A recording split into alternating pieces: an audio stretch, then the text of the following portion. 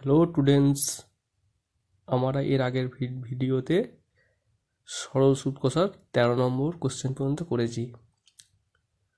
দশম শ্রেণী, পৃষ্ঠা 26, গণিত। তো এরপর আমরা পরের অঙ্ক অর্থাৎ 14 নম্বর অঙ্কটা করব। কি বলেছে?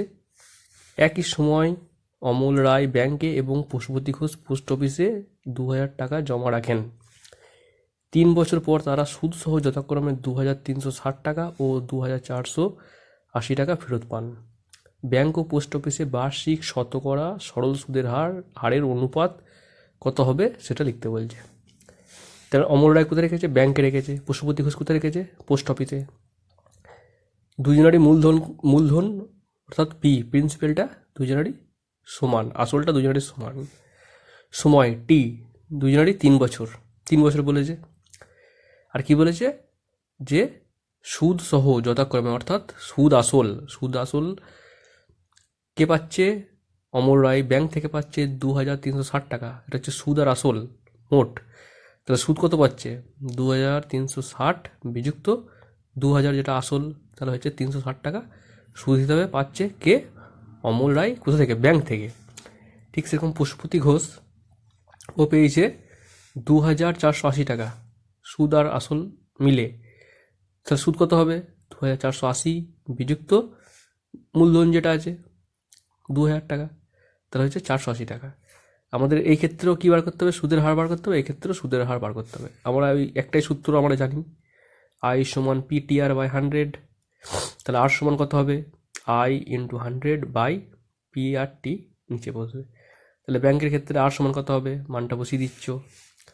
আয়ের মান হচ্ছে 360 বেরিয়েছে, 100, পি এর মান কত? 2000, টি 3 বছর, এটা 6 বেরিয়েছে। ঠিক সেরকম পোস্ট অফিসে কত বেরোবে?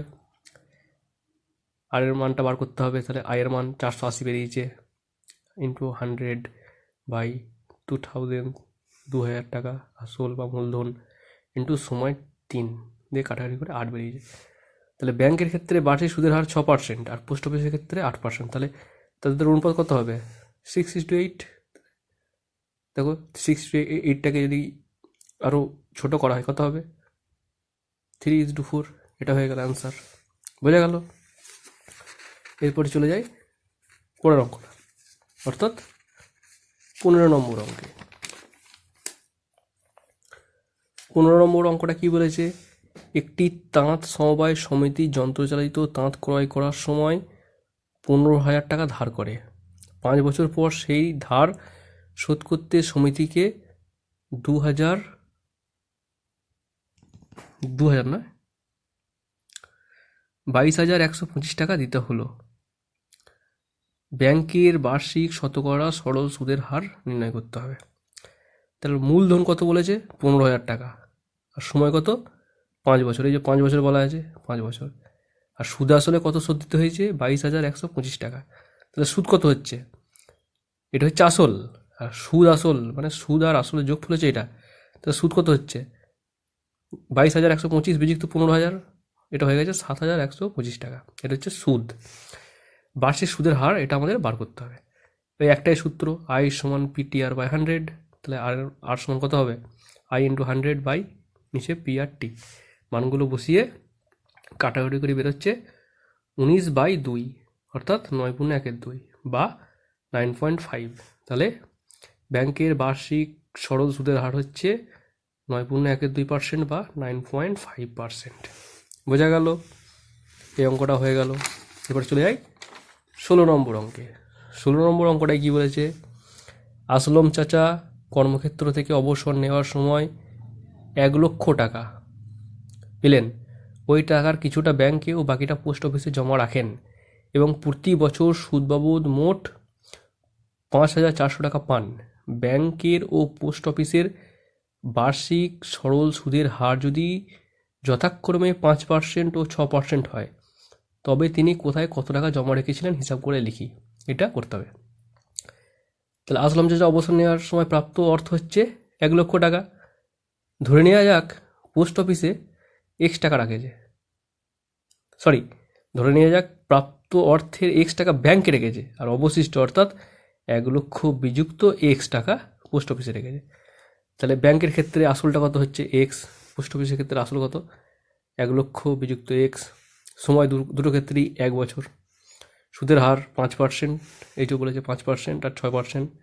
তাহলে ব্যাংকের ক্ষেত্রে 5% আর পোস্ট অফিসের ক্ষেত্রে 6%।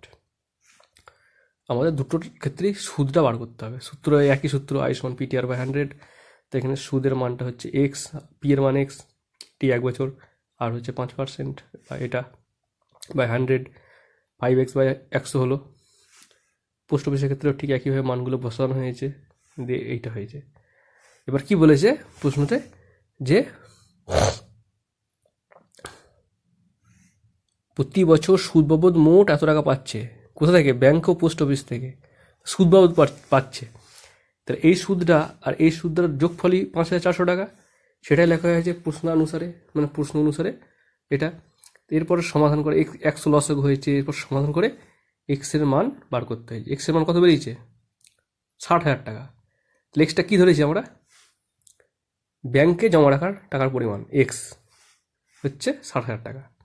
তাহলে বাকি টাকা 1,00,000 টাকা থেকে 60,000 টাকা বাদ দিলে হয়ে যাচ্ছে 40,000 টাকা। তাহলে 40,000 টাকাটা কোথায় রেখেছে? এই যে 1,00,000 থেকে X টাকা বিয়োগ কোথায় রেখেছে? পোস্ট অফিসে। তাহলে 40,000 টাকা পোস্ট অফিসে জমা রেখেছে। সেটাই প্রশ্ন চেয়েছে, কোথায় কত টাকা জমা রেখেছিল। তাহলে ব্যাংকে রেখেছে 60,000 টাকা আর পোস্ট অফিসে রেখেছে 40,000 টাকা। বোঝা গেল 16 অঙ্কটা। এরপর চলে যায় 17 অঙ্ক।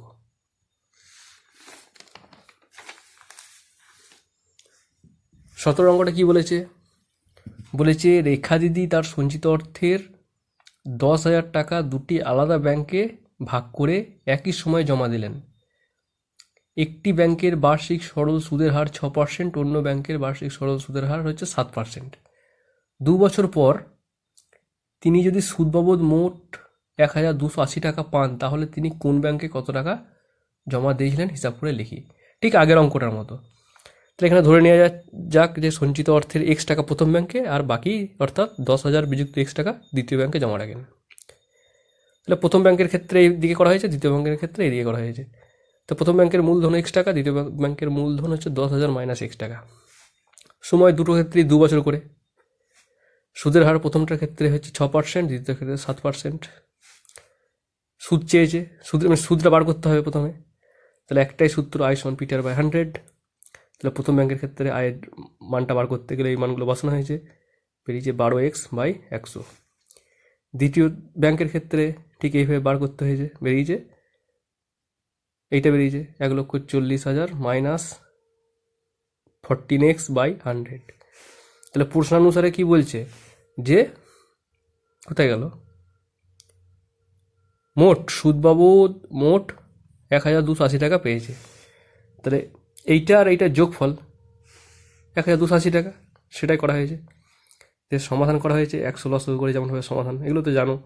সমাধান করা হয়েছে, সমাধান করে এক্স মান বেরিয়েছে 6,000 টাকা। তাহলে তাহলে 6,000 টাকাটা এক্সটা কি? এই যে প্রথম ব্যাংকের মূলধন। তাহলে প্রথম ব্যাংকে রেখেছে 6,000 টাকা, তাহলে দ্বিতীয় ব্যাংকে কত রাখবে? 10,000 বিযুক্ত 6,000, 4,000 টাকা। বোঝা গেল? এই যে 10,000 বিযুক্ত 4,000। তাহলে প্রথম ব্যাংকে রেখেছে 6,000 টাকা, দ্বিতীয় ব্যাংকে রেখেছে 4,000 টাকা।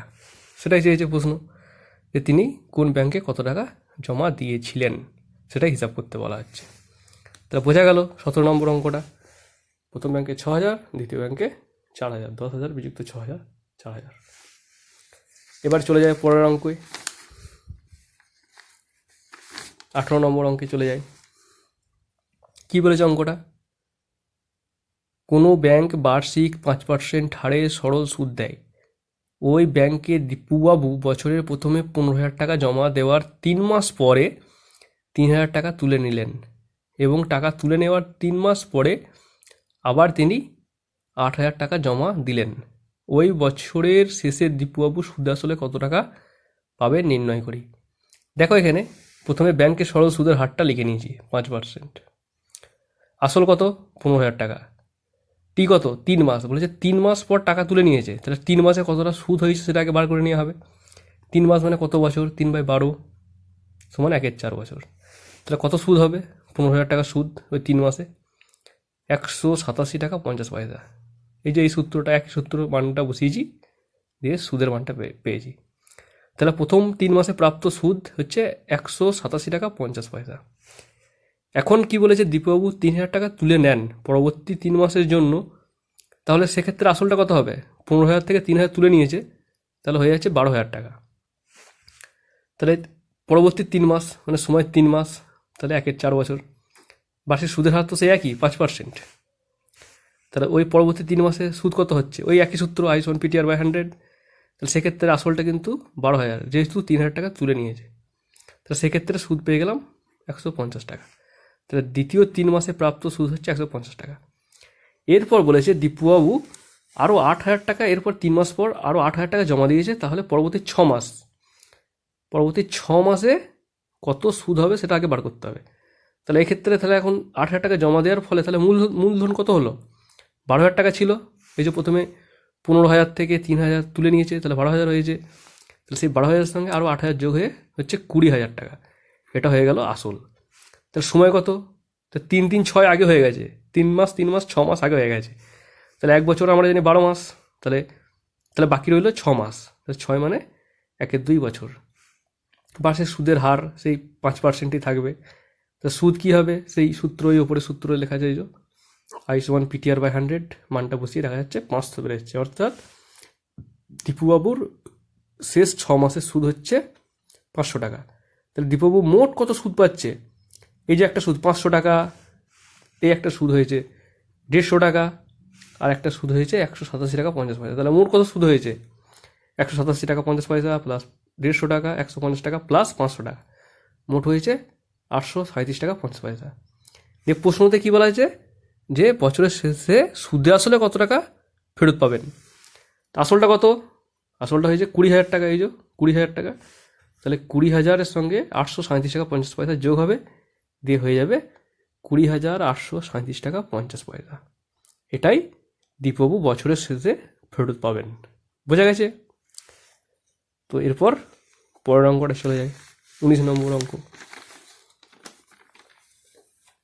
19 নম্বর অঙ্কে কী বলেছে, যে রহমত চাচা একটি বাড়ি তৈরি করার জন্য বার্ষিক 12% সরল সুদের হারে 2,40,000 টাকা ব্যাংক থেকে ধার নেন। ধার নেওয়ার 1 বছর পর তিনি বাড়িটি প্রতি মাসে 5,200 টাকায় ভাড়া দেন। ধার নেওয়ার কত বছর পরে তিনি বাড়ি ভাড়ার আয় থেকে ব্যাংকের টাকা সুদ সহ শোধ করবেন তা হিসাব করতে বলছে। এখানে বার্ষিক সুদের হার 12%, মূলধন কত? 2,40,000 টাকা। তাহলে মনে করা যাক এক্স বছরে শোধ হবে ওই মূলধন প্লাস যেটা সুদ হবে। তাহলে টি সমান এক্স বছর ধরে নেওয়া হয়েছে। তাহলে সূত্র থেকে কী লেখা যায়? সুদ সমান PTR/100। তাহলে এখানে পিটা কি? 2,40,000, টিটা কি? এক্স বছর, আটটা কী বলেছে? 12%। এই যে 12%/100, তাহলে সুদ হয়েছে 28,800 টাকা। এটা সুদ হয়েছে। এবার রহমত চাচা ব্যাংকে তার মানে কত টাকা শোধ দিতে হবে? রহমত চাচা ব্যাংকে 2,40,000 প্লাস 28,800 টাকা, এইটা হচ্ছে আসল, এটা সুদ বাবদ। তাহলে মোট এই টাকাটা ব্যাংকে ফেরত দিতে হবে। এখন কি বলা আছে, যে ব্যাংক থেকে ধার নেওয়ার 1 বছর পর বাড়ি ভাড়া দিচ্ছে এবং প্রতি মাসে বাড়ি ভাড়া পাচ্ছে 5,200 টাকা। তাহলে বছরে কত হবে? 12 মাস মানে 5,200 গুণিত 12, এই টাকাটা হচ্ছে বছরের টাকা পাচ্ছে। এবার তাহলে তিনি কত বছর ভাড়া নিয়ে ব্যাংকের টাকা শোধ করবে? এক্স বছর টাইম বলেছে, ব্যাংকে ধার নিয়েছে, কিন্তু বাড়ি ভাড়া দিচ্ছে বাড়ি তৈরির 1 বছর পর, মানে ব্যাংক থেকে ধার নেওয়ার 1 বছর পর, অর্থাৎ বাড়িটা তৈরি করতে টাইম লেগেছে 1 বছর। তাহলে 1 বছর কম ভাড়া পাচ্ছে, তাহলে সেই জন্য X-1 বছর সময় লাগবে সেটা শোধ করতে। তাহলে X-1 বছরে বাড়ি ভাড়া বাবদ সুদ পরিশোধ করবে। তাহলে কি লিখতে পারি এটা আমরা শর্তানুসারে? এই টাকাটা বছরে পাচ্ছে, তাহলে মোট কত টাকা পাবে? X-1 ইন্টু এই টাকাটা, অর্থাৎ এত বছর, মানে মোট যেটা বছর তার থেকে 1 বছর কম হবে, কেননা 1 বছর পর বাড়ি ভাড়ার দেওয়া হয়েছে। তাহলে বাড়ি ভাড়া বাবদ টাকা পাবে এইটা সমানই হচ্ছে মূলধন আর সুদের যোগফলটা। সেখান থেকে সমাধান করে এক্সের মানটা বার করতে হয়েছে। X সমান কী বেরিয়েছে? 9। তাহলে ব্যাংকে টাকা শোধ করতে রহমত চাচার 9 বছর সময় লাগবে। বোঝা গেল? এই অঙ্কটা খুব ভালো অঙ্ক, খুব বুঝে শুনে অঙ্কটা করতে হবে। ঠিক আছে, এরপর চলে যাই এই চ্যাপ্টারের শেষ অঙ্ক 20 নম্বরেরটা। কি বলেছে? রথিনবাবু তার 2 মেয়ের প্রত্যেকের জন্য ব্যাংকে এমনভাবে টাকা জমা রাখেন যাতে প্রত্যেক মেয়ের বয়স যখন 18 বছর হবে তখন প্রত্যেক মেয়ে 1,20,000 টাকা করে পাবে। ব্যাংকের বার্ষিক সরল সুদের হার 10% এবং মেয়েদের বর্তমান বয়স যথাক্রমে 13 বছর ও 8 বছর। তিনি প্রত্যেক মেয়ের জন্য ব্যাংকে কত টাকা করে জমা রেখেছিলেন হিসাব করে লিখি। এটা বড় মেয়ের ক্ষেত্রে ধরে নেওয়া হয়েছে রথিনবাবু X টাকা জমা রাখেন। বড় মেয়ের বর্তমান বয়স কত? 13 বছর, এই যে 13 বছর বলেছে। তাহলে 18 বছর হতে কত সময় আছে? 5 বছর। তাহলে আসলটা এক্স ধরে নেওয়া হয়েছে, সময়টা 5 বছর, বার্ষিক সুদের হার 10 বছর। তার সুদ কত হবে? PTR/100 ওই একই সূত্র। এবার সুদ সমান এক্স, পি এর জায়গায় এক্স বসানো হয়েছে, টি এর জায়গায় 5 বসানো হয়েছে, আর এর জায়গায় 10 বসানো হয়েছে, বাই 100 x/2। অর্থাৎ সুদ আসল কত হবে? X টাকা জমা রেখেছে আর x/2টা সুদ হয়ে যায়, তাহলে 3x/2 এত টাকা সুদ আর আসলের সমষ্টি। দেখে বলছে প্রত্যেক মেয়ে এত টাকা করে পাবে, তাহলে এইটার সমানই এই টাকাটা 1,20,000 টাকা। তাহলে এখান থেকে এক্সের মানটা বার করা হয়েছে, এক্সের মানটা কত বেরিয়েছে? 80,000 টাকা। অর্থাৎ বড় মেয়ের নামে 80,000 টাকা ব্যাংকে জমা রেখেছেন রতিনবাবু। ঠিক সেরকম ছোটো মেয়ের ক্ষেত্রে ওয়াই টাকা জমা রেখেছে, এটা ধরে নেওয়া হয়েছে। তাহলে ছোটো মেয়ের বর্তমান বয়স 8 বছর, এই যে বলা আছে 8 বছর। তাহলে 18 বছর হতে কত সময় লাগবে? 10 বছর তার সময় আছে, তার মানে টি সমান 10। আর ওয়াই পি সমান কি? ওয়াই টাকা, টি সমান 10 বছর, বার্ষিক সুদের হার 10%, একই সুদের হার, বার্ষিক সুদের হার 10%। এক্ষেত্রে সুদ হবে PTR/100 একই সূত্র। তাহলে আয়ের মানটা সুদটা বেরিয়ে যাচ্ছে। সুদটা কত বেরোলো? সুদটা বেরোলো ওয়াই। তাহলে সুদ আর আসল যোগফল কত হবে? 2y। 2y সমানই হচ্ছে 1,20,000 টাকা। এই যে বলেছে প্রত্যেক মেয়ে 1,20,000 টাকা করে পাবে। তাহলে ওয়াই সমান 60,000 টাকা বেরিয়ে গেল। তাহলে ছোটো মেয়ের নামে 60,000 টাকা জমা রেখেছিলেন। বোঝা গেল? তাহলে এই চ্যাপ্টারটা শেষ হয়েছে। আবার পরে অন্য একটা চ্যাপ্টার নিয়ে ভিডিওতে আসবো।